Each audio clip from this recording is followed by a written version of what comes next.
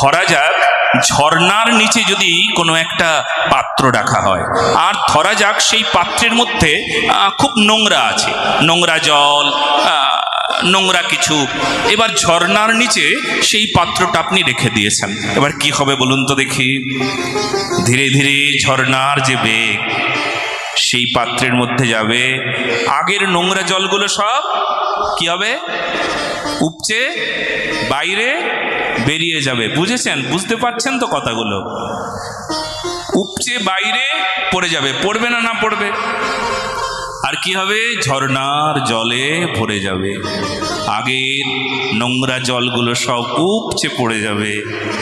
এটাই বিজ্ঞান, ভাগবত কথা শ্রবণের এটাই ফল। আগের সেই নোংরা ভাবগুলো সব উপচে পড়ে যাবে, আর পবিত্র কথায়, পবিত্র ভাবনায়, পবিত্র চিন্তনে, পবিত্র কথায় কি হবে? ভরে যাবে হৃদয়।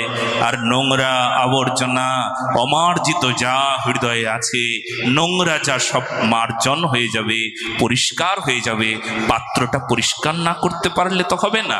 এটা দেহপাত্র, এই দেহপাত্র পরিষ্কার করলাম না, অথচ মন্দিরে যাই।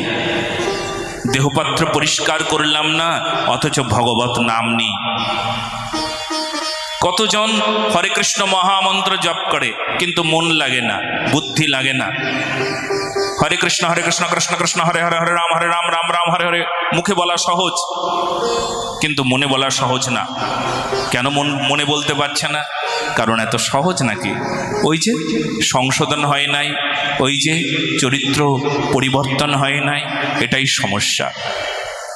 এই জন্য জানবেন, এই যে আমরা যে বিষয়টা নিয়ে চর্চা করছি, এই চরিত্র গঠনের আন্দোলন, আমরা সবাই আমাদের চরিত্রকে শুদ্ধ করব, পরিশুদ্ধ করব, বিশুদ্ধ করব চরিত্রকে।